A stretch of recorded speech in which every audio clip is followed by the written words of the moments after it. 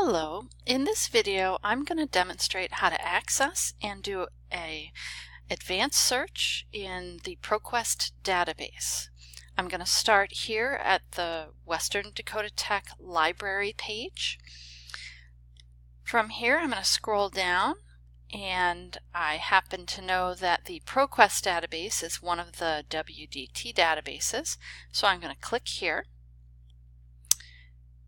And I'm going to go down here to ProQuest, click on that, and now I need to know the username and password for the WDT access to this. And there is a document floating around. I'll bring that up.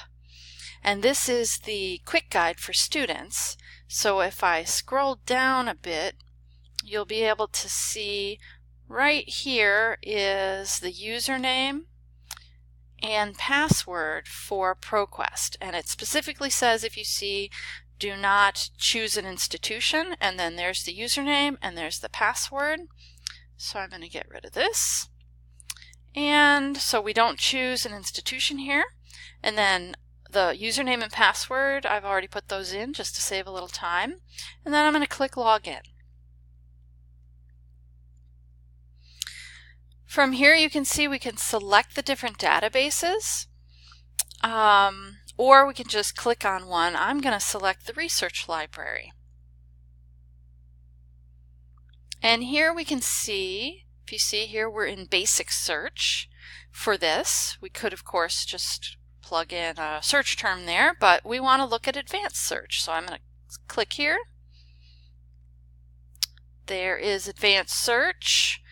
And let's look up information literacy. And let's combine it with higher education. So we'll get a more narrow search. Information literacy is going to be a very broad topic, but we'll narrow it down a little bit here by putting in higher education. I'm going to go ahead and limit it to full text and for peer-reviewed.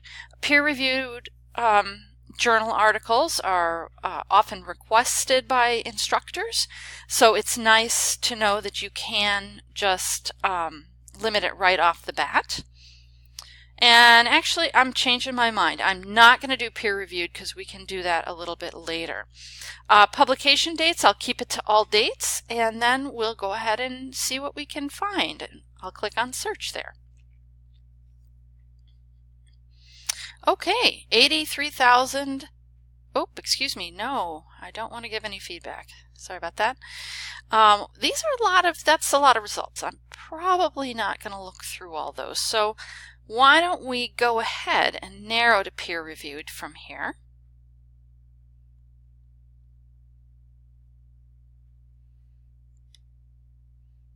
Wow, we still have an awful lot of full text. That's good to know. All right, everybody. So that's a general idea of the kind of thing that we're looking for. If I were doing this as an actual tutorial that I might send to a class or to an instructor, I would probably point out this stuff about source type. That can be very important because if they need magazines or trade journals or newspapers, etc., they need to know that there are different ways to filter things. And publication date can often be important. I think if I were actually doing this search, I'd probably want things that are more recent. And then, so I can use the scroll thing here and then say update. It's still a lot of results. Anyway, you get the idea. You might want to point out the citation, how you can email things, how you can print them, and how you can save them. These are typical things you would cover in a tutorial.